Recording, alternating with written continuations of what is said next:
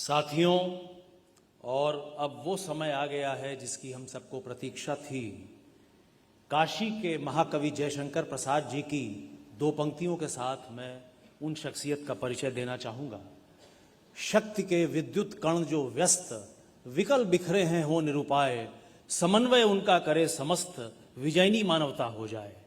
और भारत के ऐसे समन्वयकर्ता, आधुनिक भारत के लौह पुरुष माननीय प्रधानमंत्री जी से उनके आशीर्वचन एवं मार्गदर्शन हेतु अनुरोध करना चाहूँगा। माननीय प्रधानमंत्री जी।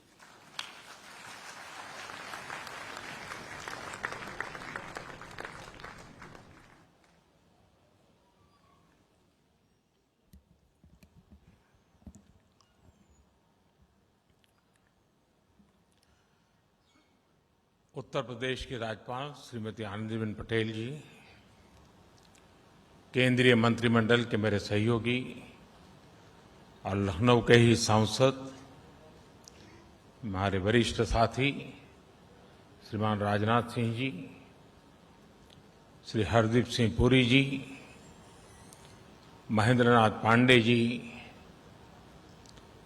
यहाँ के लोकप्रिय मुख्यमंत्री योगी आदित्यनाथ जी, उप मुख्यमंत्री श्री केशव प्रसाद मौर्य जी, श्री दिनेश शर्मा जी, केंद्रीय मंत्रिमंडल के मेरे सहयोगी श्रीमान कौशल किशोर जी, राज्य सरकार के मंत्रीगण, सांसद, विधायकगण, देश के अलग अलग हिस्सों से आए सभी आदरणीय मंत्रीगण, अन्य सभी महानुभाव और उत्तर प्रदेश के मेरे प्रिय भाइयों और बहनों, लखनऊ आता हूं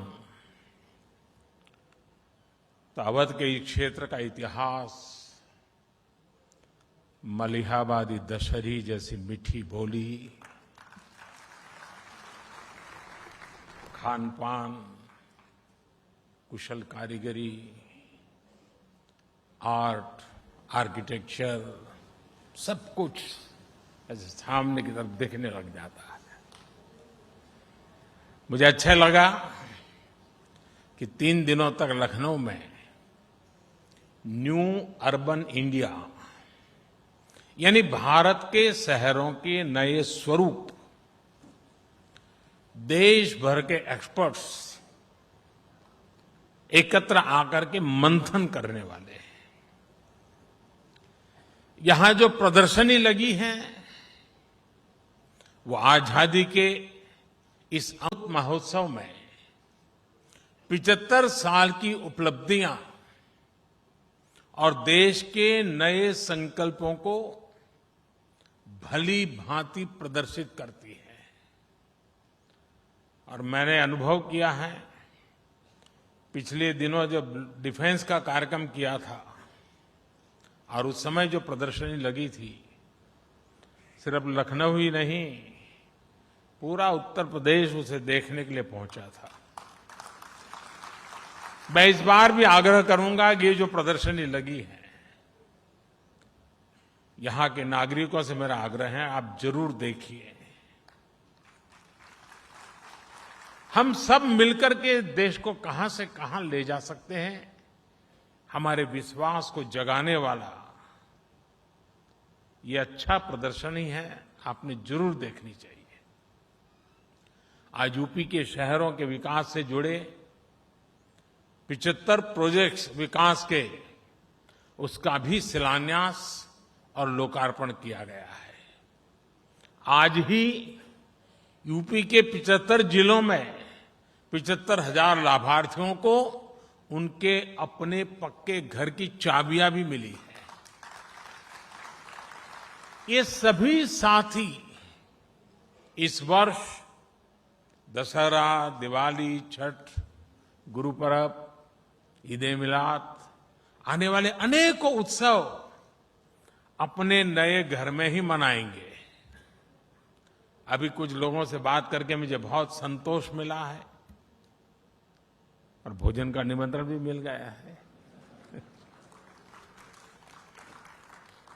मुझे इस बात की भी खुशी होती है कि देश में पीएम आवास योजना के तहत जो घर दिए जा रहे हैं उनमें 80% से ज्यादा घरों पर मालिकाना हक महिलाओं का है या फिर वो ज्वाइंट ओनर है। और मुझे ये भी बताया गया कि यूपी सरकार ने तो महिलाओं के घरों से जुड़ा एक अच्छा फैसला लिया है। 10 लाख रुपए तक की राशि के घरों की रजिस्ट्री कराने पर स्टैंप ड्यूटी में महिलाओं को 2% की छूट भी दी जा रही है। ये बहुत प्रशंसनीय निर्णय है। लेकिन साथियों, जब हम ये बात करते हैं कि महिलाओं को ये उनके नाम मिल्कत होगी, तो उतना हमारे मन में रजिस्टर नहीं होता है। लेकिन मैं थोड़ा आपको उस दुनिया में ले जाता हूं, आपको अंदाज आएगा कि ये निर्णय कितना महत्वपूर्ण है। आप देखिए, किसी भी परिवार में जाइए, अच्छा है गलत है ये मैं नहीं कह रहा हूं, मैं सिर्फ स्थिति का बयान कर रहा हूं। अगर मकान है तो पति के नाम पर, खेत है तो पति के नाम पर, गाड़ी है तो पति के नाम पर, स्कूटर है तो पति के नाम पर, दुकान है तो पति के नाम पर, और अगर पति नहीं रहा तो बेटे के नाम पर। लेकिन उस मां के नाम पर कुछ नहीं होता है, उस महिला के नाम कुछ भी नहीं होता है। एक स्वस्थ समाज के लिए संतुलन बनाने के लिए कुछ कदम उठाने पड़ते हैं, और इसलिए हमने तय किया है कि सरकार जो आवास देगी उसका मालिकाना हक महिला को दिया जाए।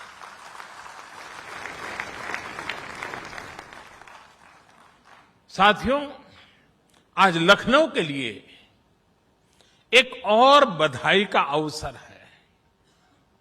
लखनऊ ने अटल जी के रूप में एक विजनरी मां भारती के लिए समर्पित राष्ट्र नायक देश को दिया है। आज उनकी स्मृति में बाबा साहब भीमराव अंबेडकर यूनिवर्सिटी में अटल बिहारी वाजपेयी चेयर स्थापित की जा रही है। मुझे विश्वास है ये चेयर अटल जी के विजन, उनके एक्शन, राष्ट्र निर्माण में उनके योगदान को विश्व पटल पर लाएगी। जैसे भारत की 75 साल की विदेश नीति में अनेक मोड़ आए, लेकिन अटल जी ने उसे नई दिशा दी।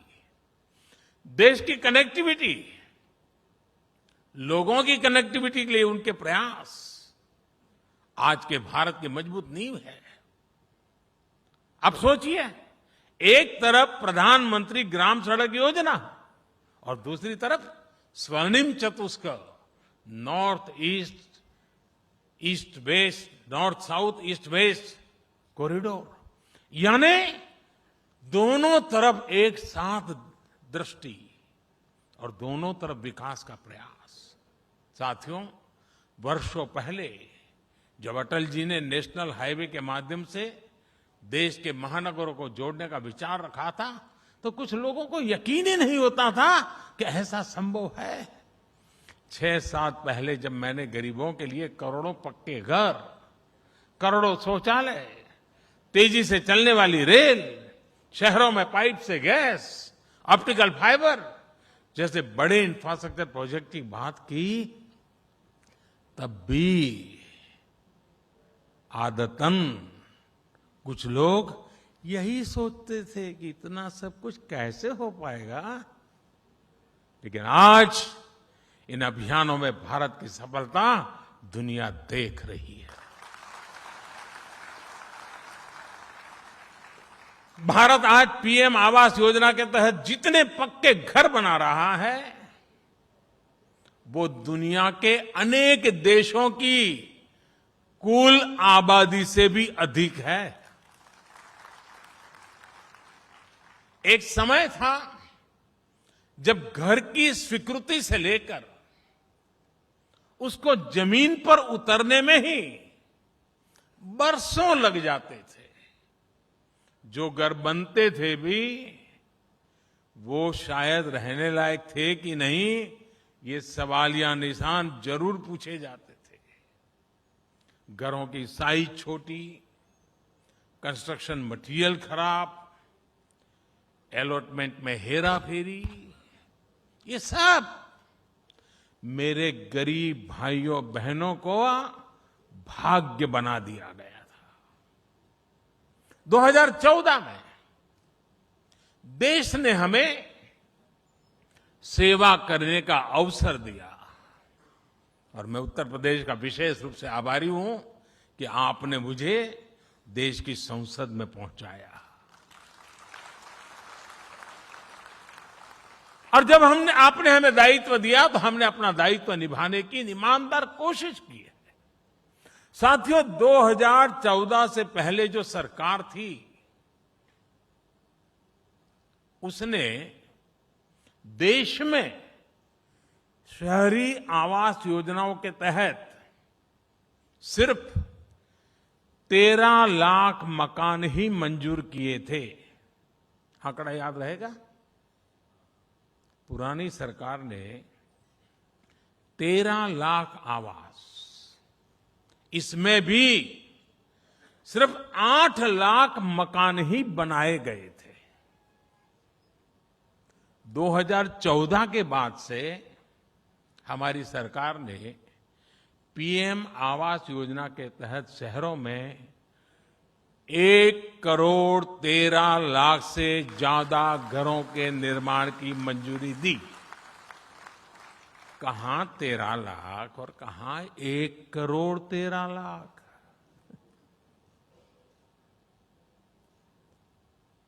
इसमें से 50 लाख से ज्यादा घर बनाकर उन्हें गरीबों को सौंपा भी जा चुका है।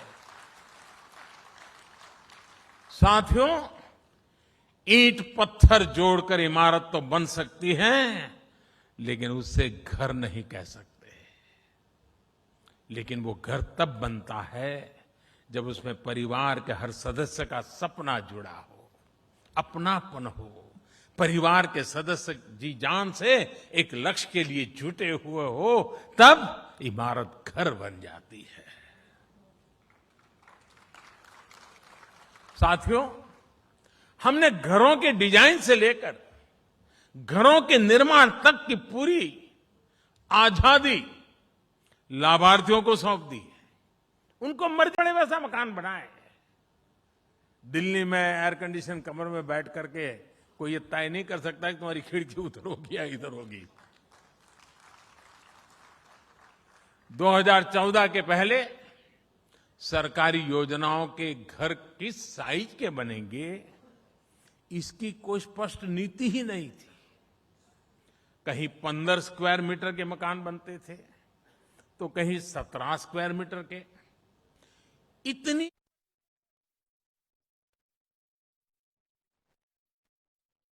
तिनके में तारा, जो दिल की सुनते हैं वो शिखर पे रहते हैं। शिखर पान मसाला। अरे भैया, तुम्हें कब से क्या? लोग ऐसी गंभीर समस्या को हंसी मजाक में उड़ाते हैं। खास जड़ी बूटियों से बना पेट सफा आयुर्वेदिक चूर्ण आज ही ले आए। पेट सफा पहली रात से ही असर दिखाता है और इसकी आदत भी नहीं पड़ती। पेट सफा, हर रोग दफा। मंथन जरूरी है, मंथन हो बार बार, मंथन जरूरी। जेड ब्लैक मंथन धूप, मंथन जरूरी। मैं सिर्फ राघव भोग आटे की रोटी खाता हूँ। और क्या चटपटा है राजेश मसाला। अच्छा, ट्राई करिए। टेस्ट मस्त, जबरदस्त राजेश मसाले। पीएम आवास योजना शहरी के तहत केंद्र सरकार ने करीब करीब 1 लाख करोड़ रुपए गरीबों के बैंक खाते में ट्रांसफर किए। साथियों, हमारे यहां कुछ महानुभाव कहते रहते हैं कि मोदी ने, हमने प्रधानमंत्री तो बना दिया, मोदी ने किया क्या?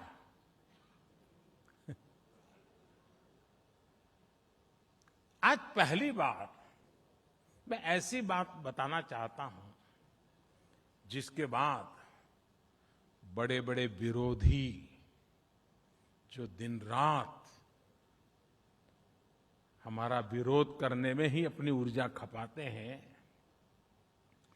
वो मेरा ये भाषण सुनने के बाद टूट पड़ने वाले हैं, मुझे पता है। लेकिन मुझे लगता है मुझे बताना चाहिए। मेरे जो साथी,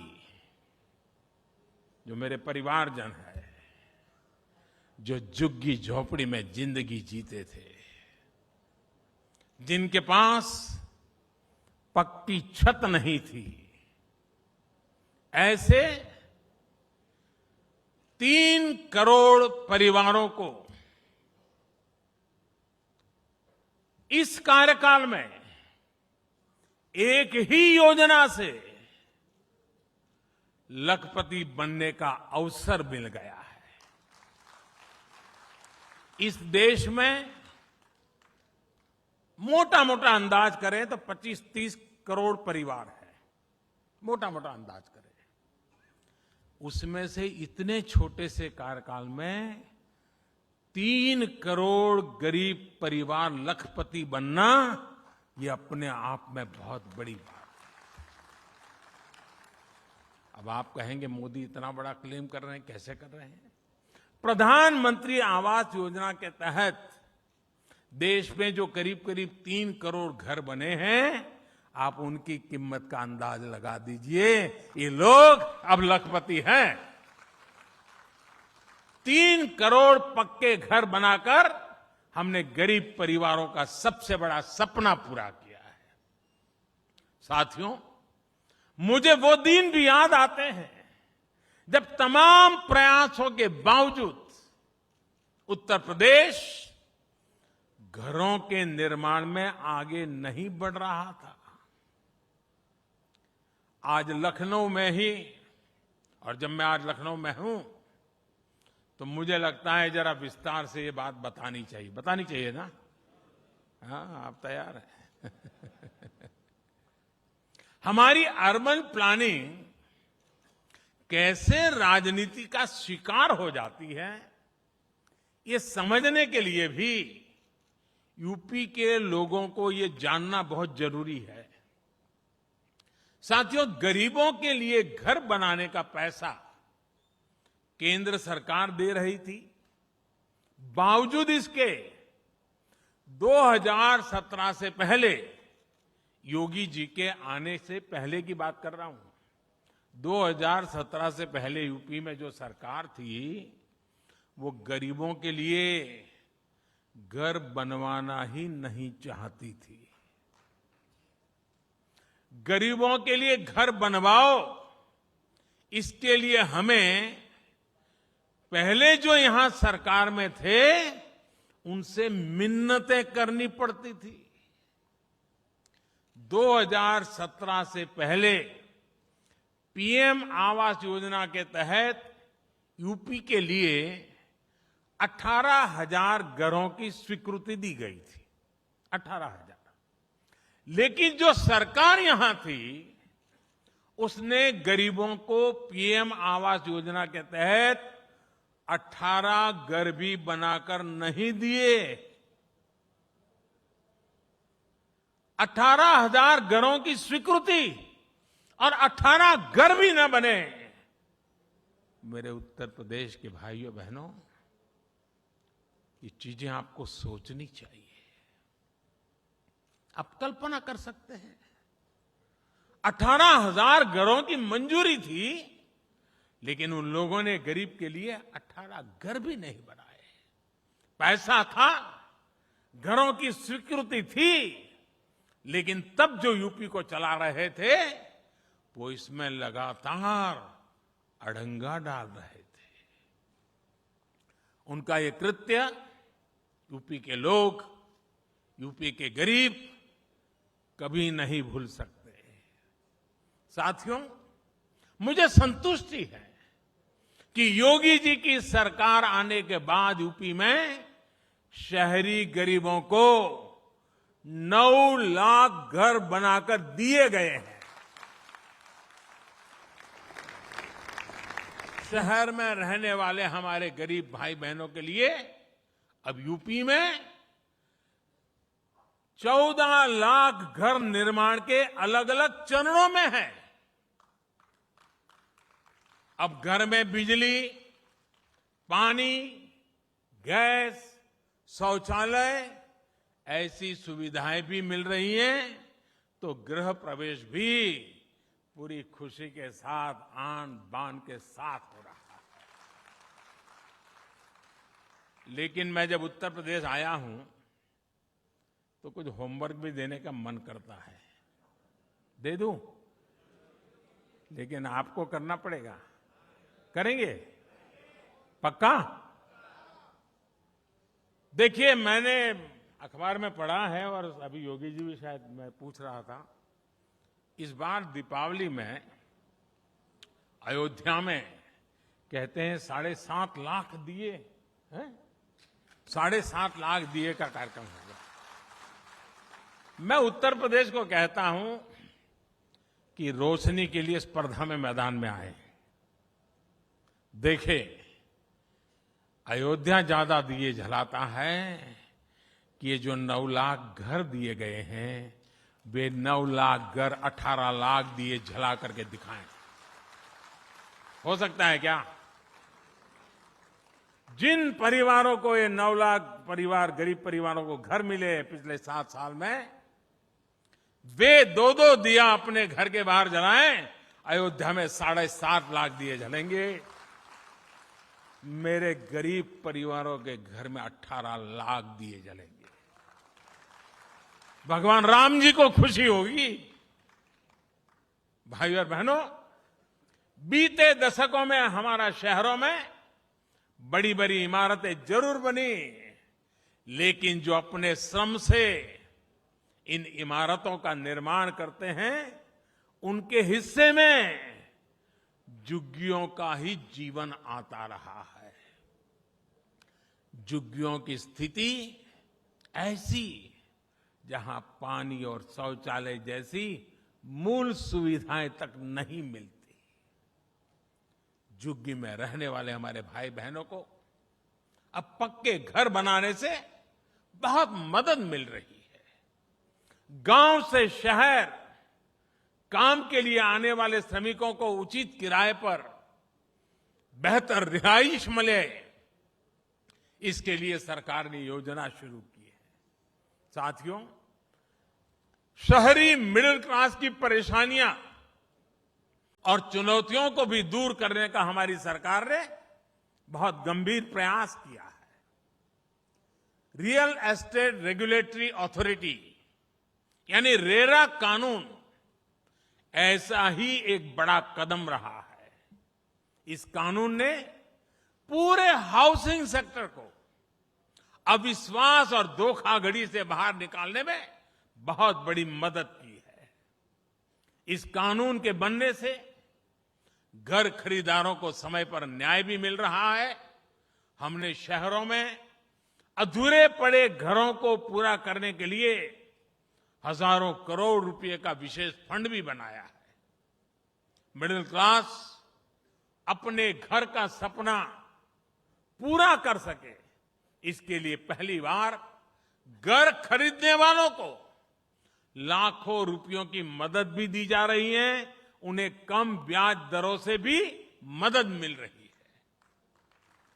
हाल ही में मॉडल टेनेंसी एक्ट भी राज्यों को भेजा गया है और मुझे खुशी है कि यूपी सरकार ने तुरंत ही उसे लागू भी कर दिया है। इस कानून ने मकान मालिक और किराएदार दोनों की बरसों पुरानी दिक्कतें दूर हो रही है। इससे किराए का मकान मिलने में आसानी भी होगी और रेंटल प्रॉपर्टी के बाजार को बल मिलेगा। अधिक निवेश और रोजगार के अवसर बनेंगे। भाइयों और बहनों, कोरोना के काल में वर्क फ्रॉम होम को लेकर जो नियम बनाए गए, उनसे शहरी मिडिल क्लास का जीवन और आसान हुआ है। रिमोट वर्किंग के आसान होने से कोरोना काल में मिडिल क्लास के साथियों को बहुत राहत मिली है। भाई और बहनों, अगर आप याद करें तो 2014 से पहले हमारे शहरों की साफ सफाई को लेकर अक्सर हम नकारात्मक चर्चाएं ही सुनते थे। गंदगी को शहरी जीवन का स्वभाव मान लिया गया था। साफ सफाई के प्रति बेरुखी से शहरों की सुंदरता, शहरों में आने वाले टूरिस्ट, इस पर तो असर पड़ता ही है। शहर में रहने वालों के स्वास्थ्य पर भी ये बहुत बड़ा संकट होता है। इस स्थिति को बदलने के लिए देश स्वच्छ भारत मिशन और अमृत मिशन के तहत बहुत बड़ा अभियान चला रहा है। बीते वर्षों में शहरों में 60 लाख से ज्यादा निजी टॉयलेट और 6 लाख से अधिक सामुदायिक शौचालय बने हैं। 7 साल पहले तक यहां सिर्फ 18% कचरे का ही निष्पादन हो पाता था, वो आज बढ़कर 70% हो चुका है। यहां यूपी में भी वेस्ट प्रोसेसिंग की बड़ी क्षमता बीते वर्षों में विकसित की गई है और आज मैंने प्रदर्शनी में देखा ऐसी अनेक चीजों को वहां रखा गया है और मन को बड़ा सुकून देने वाला दृश्य है। अब स्वच्छ भारत अभियान 2.0 के तहत शहरों में खड़े कूड़े के पहाड़ों को हटाने का अभियान भी शुरू कर दिया गया है। साथियों, शहरों की भव्यता बढ़ाने में एक और अहम भूमिका निभाई है एलईडी लाइट्स ने। सरकार ने अभियान चलाकर देश में 90 लाख से ज्यादा पुरानी स्ट्रीट लाइट्स को एलईडी से बदला है। एलईडी स्ट्रीट लाइट लगने से शहरी निकायों के भी हर साल करीब करीब 1000 करोड़ रुपए बच रहे हैं। अब ये राशि विकास के दूसरे कार्यों में वो शहरी निकाय लगा सकते हैं और लगा रहे हैं। एलईडी ने शहर में रहने वाले लोगों का बिजली बिल भी बहुत कम किया है। जो एलईडी बल्ब पहले 300 रुपये से भी महंगा आता था, वो सरकार ने उजाला योजना के तहत 50-60 रुपए में बना दिया है। इस योजना के माध्यम से करीब 37 करोड़ एलईडी बल्ब बांटे गए हैं। इस वजह से गरीब और मध्यम वर्ग का करीब 24,000 करोड़ रुपए बिजली बिल में बचत हुई है। साथियों, 21वीं सदी के भारत में शहरों के कायाकल्प का सबसे प्रमुख तरीका है टेक्नोलॉजी का ज्यादा से ज्यादा इस्तेमाल। शहरों के विकास से जुड़ी जो संस्थाएं हैं, जो सिटी प्लानर्स हैं, उन्हें अपनी अप्रोच में सर्वोच्च प्राथमिकता टेक्नोलॉजी को देनी होगी। और साथियों, जब हम गुजरात में छोटे से इलाके में रहते थे और जब भी लखनऊ की बात आती थी तो लोगों के मुंह से निकलता था कि भाई लखनऊ में तो कहीं पर जाइए सुनने को मिलता है पहले आप, पहले आप, पहले आप। यही बात होती है। आज मजाक में ही सही, हमें टेक्नोलॉजी को भी कहना पड़ेगा पहले आप। भारत में पिछले 6-7 वर्षों में शहरी क्षेत्र में बहुत बड़ा परिवर्तन टेक्नोलॉजी से आया है। देश के 70 से ज्यादा शहरों में आज जो integrated command and control centre चल रहे हैं, उसका आधार टेक्नोलॉजी ही है। आज देश के शहरों में सीसीटीवी कैमरों का जो नेटवर्क बिछ रहा है, टेक्नोलॉजी ही उसे मजबूत कर रही है। देश के 75 शहरों में जो 30,000 से ज्यादा आधुनिक सीसीटीवी कैमरे लगे हैं, उनकी वजह से गुनहगारों को 100 बार सोचना पड़ता है। ये सीसीटीवी अपराधियों को सजा दिलाने में भी काफी मदद कर रहे हैं। साथियों, आज भारत के शहरों में हर रोज जो हजारों टन कूड़े का निस्तारण हो रहा है, प्रोसेस हो रहा है, सड़कों के निर्माण में लग रहा है, वो भी टेक्नोलॉजी की वजह से है। वेस्ट में से वेल्थ अनेक प्रोजेक्ट मैंने आज इस प्रदर्शनी में देखे हैं। हर किसी को प्रेरणा देने वाले प्रयोग हैं, बड़ा बारीकी से देखने जैसा है। साथियों, आज देश भर में जो सीवेज ट्रीटमेंट प्लांट बनाए जा रहे हैं, आधुनिक टेक्नोलॉजी उनकी क्षमता और बढ़ा रही है। ये national common mobility card technology की ही तो देन है। आज यहां इस कार्यक्रम में 75 इलेक्ट्रिक बसों को हरी झंडी दिखाई गई है। ये भी आधुनिक टेक्नोलॉजी का ही तो प्रतिबिंब है। साथियों, मैंने अभी लाइट हाउस प्रोजेक्ट के तहत लखनऊ में बन रहे घरों को देखा। इन घरों में जो टेक्नोलॉजी इस्तेमाल हो रही है, उसमें प्लास्टर और पेंट की जरूरत ही नहीं पड़ेगी। इसमें पहले से तैयार पूरी दीवारों का उपयोग किया जाएगा। इससे घर और तेजी से बनेंगे। मुझे विश्वास है कि यहां लखनऊ में देश भर से जो साथी आए हैं, वो इस प्रोजेक्ट से बहुत कुछ सीख कर जाएंगे और अपने शहरों में इनको इंप्लीमेंट करने का प्रयास करेंगे। साथियों, टेक्नोलॉजी कैसे गरीब का जीवन बदलती है, इसका एक उदाहरण पीएम स्वनिधि योजना भी है। लखनऊ जैसे कई शहरों में तो अनेक प्रकार के बाजारों की परंपरा रही है। कहीं बुध बाजार लगता है, कहीं गुरु बाजार लगता है, कहीं शनि बाजार लगता है, और इन बाजारों की रौनक हमारे रेहड़ी पटरी वाले भाई बहनें ही बढ़ाते हैं। हमारे इन भाई बहनों के लिए भी अब टेक्नोलॉजी का एक साथी बनकर के लाए हैं। पीएम स्वनिधि योजना के तहत रेहड़ी पटरी वालों को, स्ट्रीट वेंडर्स को बैंकों से जोड़ा जा रहा है। इस योजना के माध्यम से 25 लाख से ज्यादा साथियों को 2500 करोड़ रुपए से अधिक की मदद गई है। इसमें भी यूपी के 7 लाख से ज्यादा साथियों ने स्वनिधि योजना का लाभ लिया है। अब उनकी बैंकिंग हिस्ट्री बन रही है और वो ज्यादा से ज्यादा डिजिटल लेन देन भी कर रहे हैं। मुझे खुशी है, इस बात की खुशी है कि स्वनिधि योजना का सबसे ज्यादा लाभ पहुंचाने वाले पूरे देश के टॉप 3 शहरों में 2 हमारे उत्तर प्रदेश के ही हैं। पूरे देश में नंबर 1 है लखनऊ और नंबर 2 पर है कानपुर। कोरोना के इस समय में ये बहुत बड़ी मदद है। मैं योगी जी की सरकार की इसके लिए बहुत सराहना करता हूं। साथियों, आज जब मैं हमारे रेहड़ी पटरी वाले साथियों द्वारा डिजिटल लेन देन की बात कर रहा हूं, तो मुझे ये भी याद आ रहा है कि पहले कैसे इसका मजाक उड़ाया जाता था।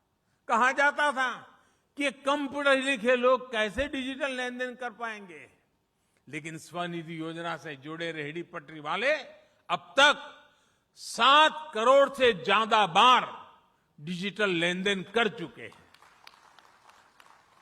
अब ये थोक व्यापारियों से भी कुछ खरीदने जाते हैं तो डिजिटल पेमेंट ही करते हैं। आज ऐसे ही साथियों की वजह से भारत डिजिटल पेमेंट में नए रिकॉर्ड बना रहा है। जुलाई, अगस्त, सितंबर यानी पिछले 3 महीने में हर महीने 6 लाख करोड़ रुपए से ज्यादा राशि का डिजिटल लेन देन हुआ है। यानी बैंकों में लोगों को आना जाना उतना ही कम हो रहा है। ये बदलते हुए भारत और टेक्नोलॉजी को अपनाते हुए भारत की ताकत को दिखाता है। साथियों, बीते वर्षों में भारत में ट्रैफिक की समस्या और प्रदूषण की चुनौती दोनों पर होलिस्टिक अप्रोच के साथ काम हुआ है। मेट्रो भी उसका एक बेहतरीन उदाहरण है। आज भारत मेट्रो सेवा का देश भर के बड़े शहरों में तेजी से विस्तार कर रहा है। 2014 में जहां 250 किलोमीटर से कम रूट पर मेट्रो चलती थी, वहीं आज लगभग 750 किलोमीटर में मेट्रो दौड़ रही है। और मुझे आज अफसर बता रहे थे कि 1050 किलोमीटर पे काम चल रहा है। यूपी के भी 6 शहरों में आज मेट्रो नेटवर्क का विस्तार हो रहा है। 100 से ज्यादा शहरों में इलेक्ट्रिक बसों के संचालन का लक्ष्य या फिर उड़ान योजना, ये भी शहरी विकास को गति दे रहे हैं। 21वीं सदी का भारत अब मल्टी मॉडल कनेक्टिविटी की ताकत के साथ आगे बढ़ेगा और इसकी भी तैयारी बहुत तेजी से चल रही है। और साथियों, शहरी इंफ्रास्ट्रक्चर के इन सारे प्रोजेक्ट का सबसे बड़ा सकारात्मक प्रभाव है रोजगार निर्माण। शहरों में चाहे मेट्रो का काम हो, घरों का निर्माण हो, बिजली पानी का काम हो, ये बहुत बड़ी संख्या में रोजगार के नए अवसर बनाते हैं। एक्सपर्ट्स उन्हें फोर्स मल्टीप्लायर मानते हैं। इसलिए हमें इन परियोजनाओं की गति को बनाए रखना है। भाई और बहनों, उत्तर प्रदेश में तो पूरे भारत की भारतीय संस्कृति की प्राणवायु समाई है। ये प्रभु श्री राम की भूमि है, श्री कृष्ण की भूमि है, भगवान बुद्ध की भूमि है। यूपी की समृद्ध विरासत को संजोना, संवारना, शहरों को आधुनिक बनाना हम सबकी जिम्मेदारी है। 2017 के पहले के यूपी और बाद के यूपी का अंतर उत्तर प्रदेश के लोग भी अच्छे जानते हैं। पहले बिजली यूपी में आती कम थी, जाती ज्यादा थी। और आती भी थी तो वहां आती थी जहां नेता चाहते थे। बिजली सुविधा नहीं, सियासत का टूल थी। सड़क सिर्फ तब बनती थी जब सिफारिश हो। पानी की स्थिति तो आप सभी को पता है। अब बिजली सबको, सब जगह एक समान मिल रही है। अब गरीब के घर में भी बिजली आती है। गांव की सड़क किसी सिफारिश की मोहताज नहीं है। यानी शहरी विकास के लिए जिस इच्छा शक्ति की जरूरत है, वो भी आज यूपी में मौजूद है। मुझे विश्वास है आज यूपी की जिन परियोजनाओं का शिलान्यास हुआ है, वो योगी जी के नेतृत्व में तेजी से पूरी की जाएगी। एक बार फिर आप सभी को विकास परियोजना की बहुत बहुत बधाई, बहुत बहुत धन्यवाद।